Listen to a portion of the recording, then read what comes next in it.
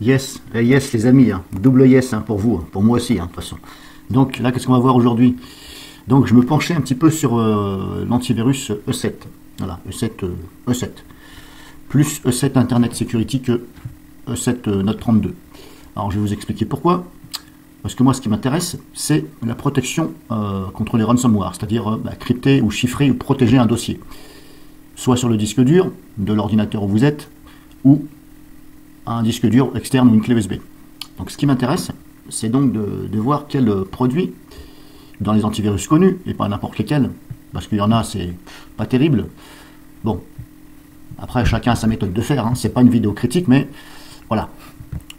Actuellement, j'ai 2 ordinateurs, même plus que ça, et j'ai 2 ordinateurs dont il y a Derweb dessus. Derweb, c'est un bol antivirus. Je ne vais pas dire très bon parce que pas évident de savoir quel est le meilleur, mais de toute façon il n'y a pas de meilleur, hein. Enfin, il y a toujours des meilleurs parmi les antivirus, mais voilà. Il y en a toujours un qui peut trouver autre chose que l'autre ne trouve pas. Donc c'est pour ça qu'on ne peut pas dire vraiment toi t'es le meilleur. Non, c'est pas vrai. Parce que même le meilleur peut très bien se faire beurrer par un virus que l'autre, soi-disant le nul à chier on va dire, a reconnu cette menace et l'a dégagée. Voilà. Donc je me penchais sur donc E7 parce que là j'ai vu une vidéo et ils font voir comment donc ici comment se passe pour protéger un dossier et ça m'a l'air plus efficace que Derweb parce que Derweb le problème c'est que je prends un exemple Derweb parce que c'est celui que j'ai donc voilà c'est un exemple hein. Si j'aurais eu par exemple Avast ou Bitdefender j'aurais parlé d'eux, là c'est un exemple. Le problème c'est qu'avec Derweb quand vous voulez par exemple modifier une simple photo, changer de nom ou la renommer dans le dossier protégé, eh bien il faut aller désactiver cette protection sur le dossier. Donc il faut ouvrir la console, cliquer sur le bouton, aller dans les paramètres. Avant tout, il faut éventuellement déverrouiller les paramètres par mot de passe. Si vous avez mis un mot de passe, c'est mon téléphone, désolé. Donc je disais, hein, j'ai coupé la vidéo parce qu'il a fallu que je réponde à mon phone, on va dire ça comme ça. Je sais même plus où j'en étais. Hein. Donc je vous disais, là, E7 apparemment a un autre moyen qui m'a l'air plus efficace. Dans le sens où ça crée donc un dossier. Et ce dossier, si vous voulez par exemple avoir accès, il est protégé, eh bien ça vous demande tout simplement un mot de passe. Un mot de passe pour déverrouiller ce dossier et faire ce que vous avez à faire et ensuite reverrouiller ce dossier par un mot de passe. Bon, c'est ce que j'aurais bien aimé avoir de la part de Derweb. Or, Derweb, comme je vous ai dit, il faut tout simplement aller dans l'interface, aller dans les paramètres, déverrouiller, cliquer sur le bouton déverrouille-moi ce dossier. Pour le peu que vous avez attribué un mot de passe pour que personne ne puisse dérégler vos paramètres, chose que j'ai fait, j'ai mis un mot de passe de façon à ce que la personne pour laquelle j'ai installé cet antivirus aussi ne puisse pas les trifouiller ce que j'ai réglé. Donc tout ça, vous voyez, ça prend du temps. Ça prend du temps et ça agace. Moi, ça m'agace. Alors que j'ai toujours dit qu'un simple mot de passe suffisait pour déverrouiller ce dossier, faire ce que vous avez à faire, et voilà, et reverrouiller. Donc j'ai vu cette vidéo, et apparemment E7, il faut la minimum version E7 Internet Security, et apparemment ça le fait. Parce que si vous regardez là, vous voyez ici c'est marqué là, encrypt data, machin, mais je voulais voir ce qu'ils appellent par encrypt data. Voilà. Moi, je ne veux pas que ça m'encrypte mes fichiers, parce que si jamais ça vous encrypte vos fichiers, eh bien ça prend du temps. Ça prend du temps, car il faut encrypter chaque fichier, que ce soit photo ou vidéo, vous les encryptez. Et là, si vous voulez, ça prend du temps. Ça prend du temps, et le problème c'est que si vous avez un SSD, si ça commence à faire des écritures et des réécritures sur le SSD, je ne pense pas que voilà, votre SSD, à la durée de vie, vous pouvez dire, je la diminue, de fait que ça fait des écritures. Alors, je voudrais être sûr de ce que ça fait, et c'est pour ça que je vais faire une démo sur, sur VirtualBox, avec un Windows 10. Hein. Donc, je vais faire cette démo, et je voulais vous en profiter, faire profiter. Donc ici, je suis sur la page de E7, et on voit bien ici, protection maximum, protection optimale, E7, et la ligne qui correspond, elle est ici. Voilà.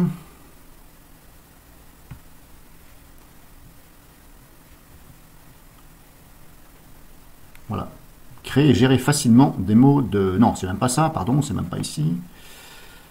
Voilà, ici. Chiffrement des dossiers, pardon, hop, c'est ici. Ah, décidément, voilà, ici. Et on voit bien que... Et encore, j'ai dit une connerie. Ouais, bon, comme quoi, vous savez, ça arrive à tout le monde déjà des conneries. Et apparemment, c'est la protection maximum. Donc, il faut la protection maximum pour que ça puisse faire le chiffrement. Parce que même la protection, E7 Internet Security le fait pas. Bon, ça, c'est pas bien. Hein, c'est pas bien E7. Franchement, c'est pas bien là ce que tu fais. Parce que il y a des concurrents sur la planète. Et ben, si je prends exemple sur Derweb, ça le fait. Ça le fait, mais d'une autre façon. Mais ça le fait. Et ils ne demandent pas, voilà. Le prix, voilà, quand je vois 69 euros, Derweb c'est 30 euros. Désolé, pour un appareil. Donc là, 40 euros pour avoir des petits trucs en plus. Voilà, j'ai un doute. Hein. Bon. Donc là, vous voyez, je suis en train de me tâter maintenant. Je suis en train de me tâter. Alors si je fais j'achète par exemple, je ferai l'exemple, hein, parce que autant prendre plusieurs PC, nombre de postes. Admettons, je prends 2 machins. Moi, je monte quand même à 75 euros. Bon, par an, ce n'est rien. 75 euros par an, ce n'est rien. Mais là, moi, actuellement, avec mes licences Derweb, je paye 20 euros pour un seul PC. Donc, ça fait 40 euros. Là, je dois payer 75 euros. Donc, 35 euros de plus. Bon, mais il est vrai que sur un an, c'est rien. 35 euros, c'est rien. Donc, c'est pas grave. Je vais quand même faire l'essai. On verra bien. C'est pas grave. Tant pis. Donc là, je ferme. Ici, je ferme. J'ouvre, hop, ma machine virtuelle Windows 10.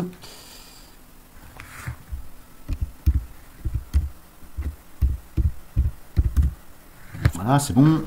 Je vais télécharger E7, parce que là, je suis protégé par Windows Defender.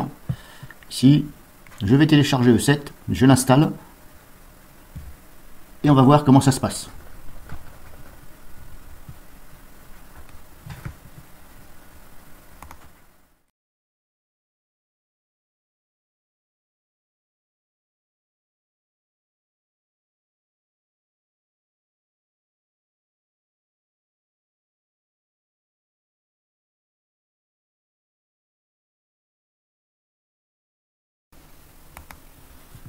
Bon, alors là, petite remarque de la part de E7.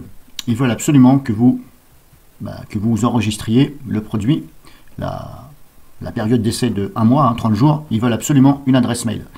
Et ici, c'est marqué, remarque, les informations sur la licence seront envoyées à l'adresse email, ok.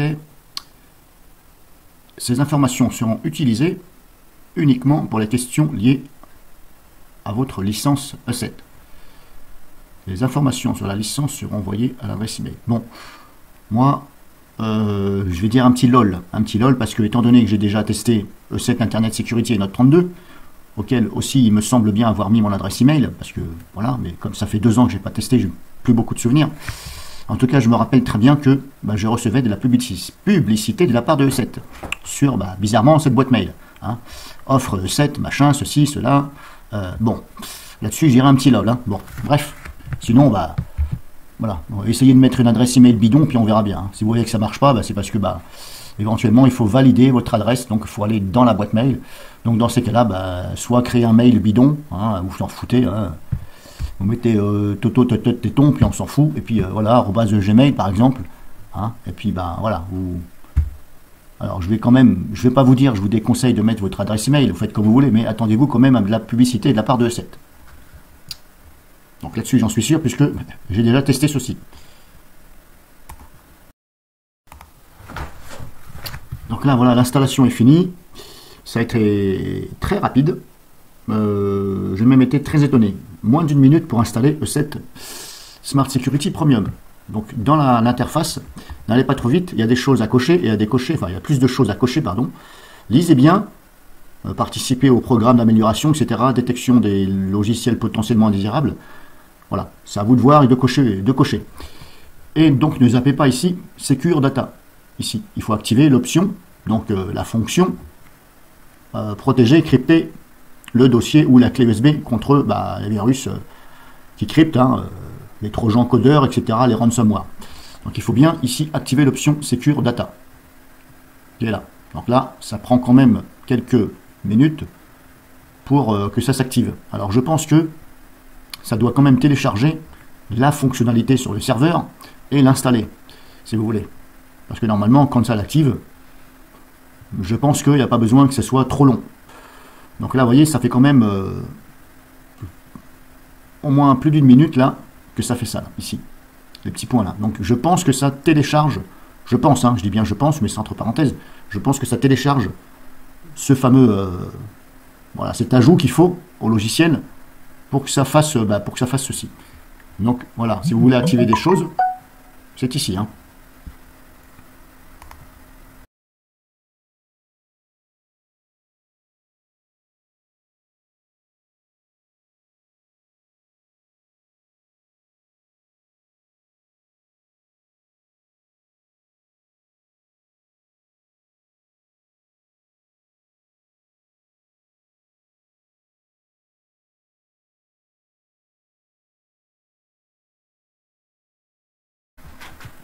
Donc là, j'en profite, hein, j'essaye d'installer une application saine pendant que E7 est toujours ici. Voilà, E7 est toujours là, et vous voyez, il est toujours en train de mouliner pour m'activer cette fonction.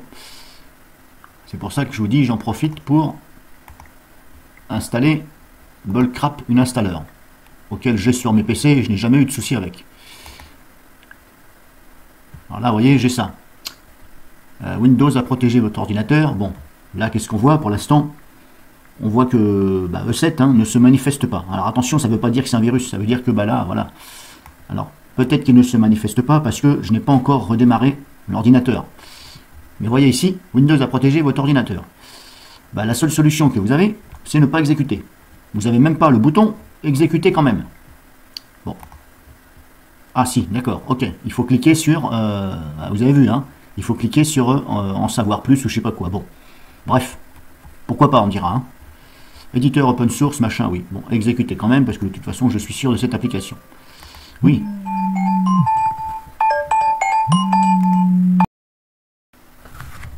Bon, ça y est, c'est installé. Je parle de, hop, ici la fonction. Donc, vous voyez, hop, c'est ça. Donc là, vous avez la possibilité, donc, de créer un dossier crypté sur l'ordinateur même ou externe, clé USB ou disque dur externe. Alors moi, je vais le faire, vu que je suis sur VirtualBox, je ne vais pas m'emmerder, je vais le faire, je vais créer un dossier, ici, donc créer un lecteur virtuel sur votre ordinateur, qui chiffre toutes les données qui sont stockées. Voilà, donc qui sont stockées dans ce dossier, hein, bien entendu. Donc on va voir comment ça se passe. Donc je mets en pause, parce que je vais redémarrer, parce que là je viens d'installer E7, donc normalement c'est mieux de redémarrer. Je mets en pause et donc je reprends.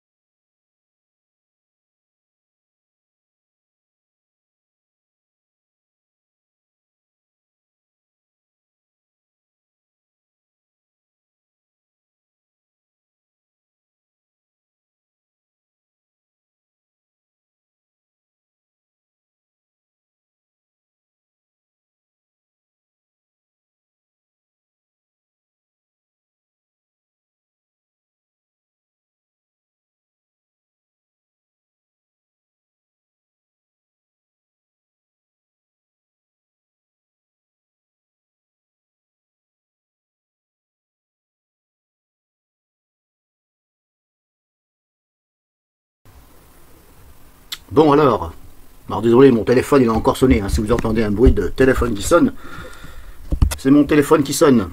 Donc là je suis bien embêté, parce que j'ai créé ce virtual machin là, bref.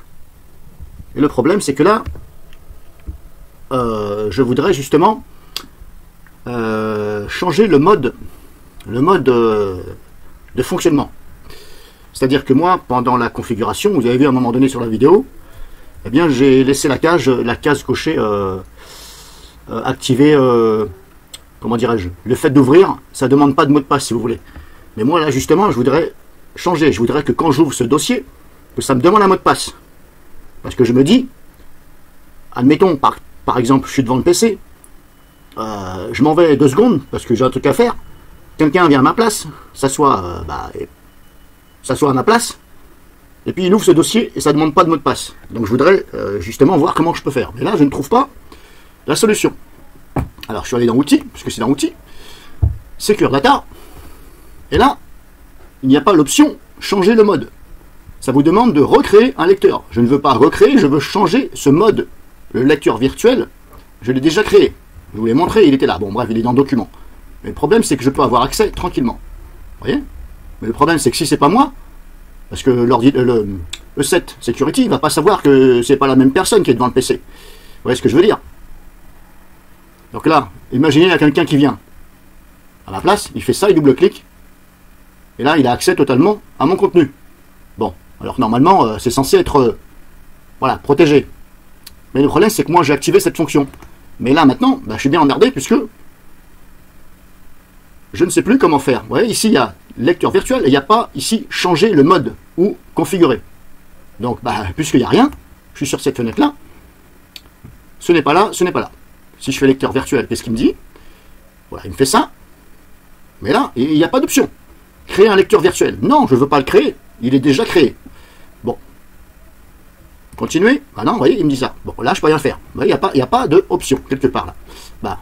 Alors, je me comporte comme quelqu'un un utilisateur, un simple, hein, qui cherche comment dépatouiller tout ça. Alors, je me dis, tiens, je vais aller dans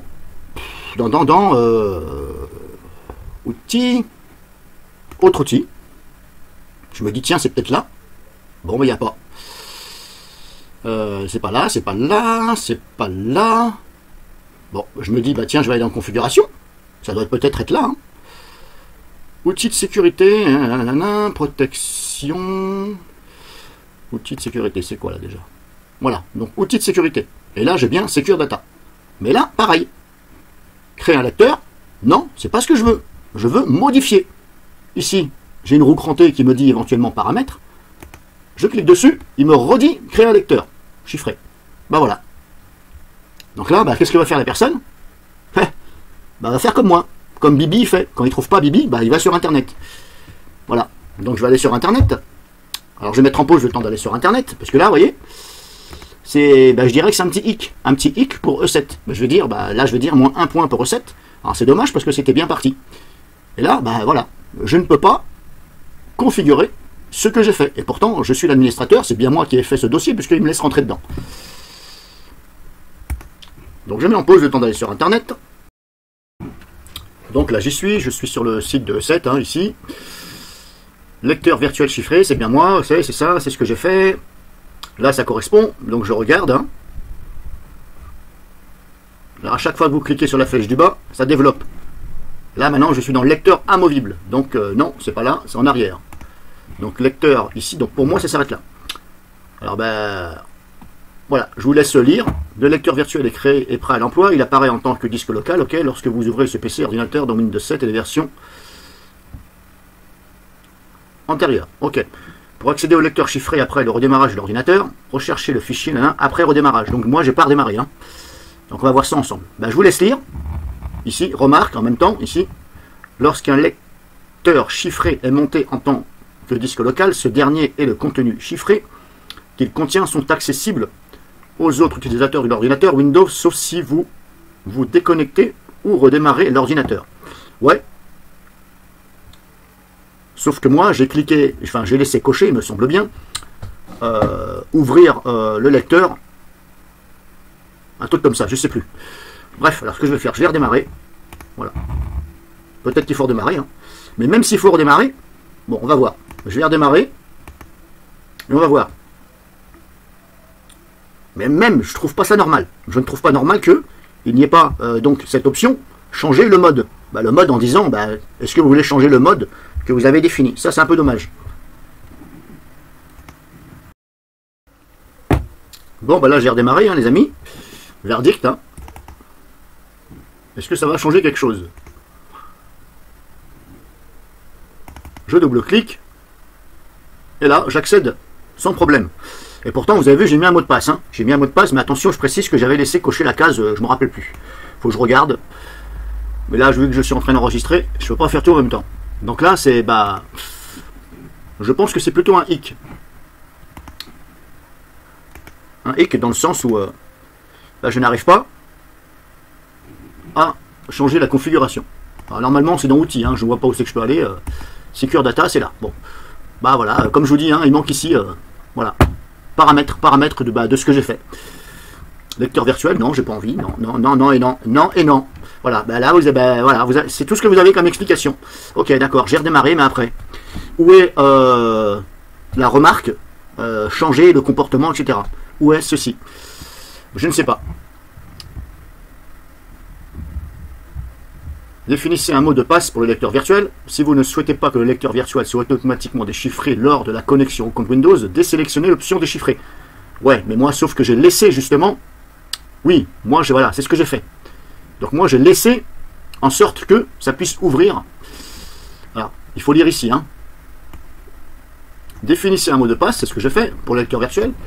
Si vous ne souhaitez pas que le lecteur virtuel soit automatiquement déchiffré, lors de la connexion au compte Windows, désélectionner l'option. Moi, j'ai laissé sélectionner, de façon à ce que ça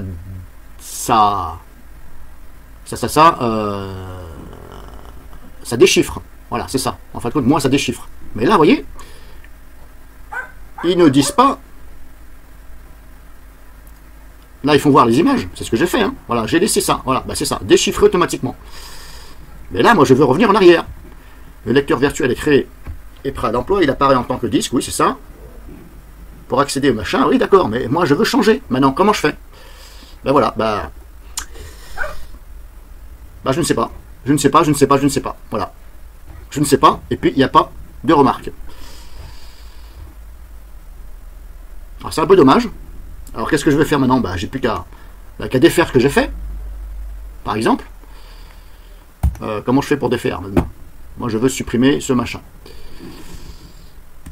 Est-ce que je peux supprimer manuellement? On va voir. Hein. C'est du direct, hein, j'ai jamais fait. Lecteur, machin. On va voir, hein, je fais un essai, je fais comme si je supprime. Bon, il veut pas. C'est peut-être normal, c'est protégé. C'est protégé, mais voilà. Bon, il veut pas. Secure Data. Un peu bizarre tout ça. Hein.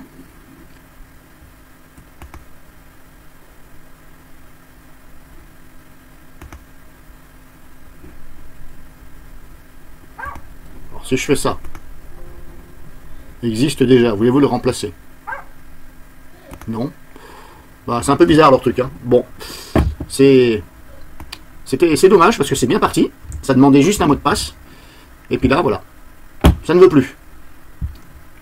Bon, si je fais ça, enregistrer. Voulez-vous le remplacer? Bon, bah, je vais faire oui, allez hop. Voilà, je vais faire oui. Voilà, je fais comme si je recommence. Hein, parce que j'ai pas de solution. Donc désolé E7, mais tu donnes pas de solution et j'en ai pas non plus. C'est pas moi qui fais le développement du logiciel. Hein. Continuer. Définir le mot de passe. Bon. Voilà, je vais faire ça. Voilà. Et tout à l'heure, j'avais laissé ça, déchiffrer automatiquement. Bon, maintenant, moi, je vais l'enlever, puisque je ne vais pas me faire avoir deux fois.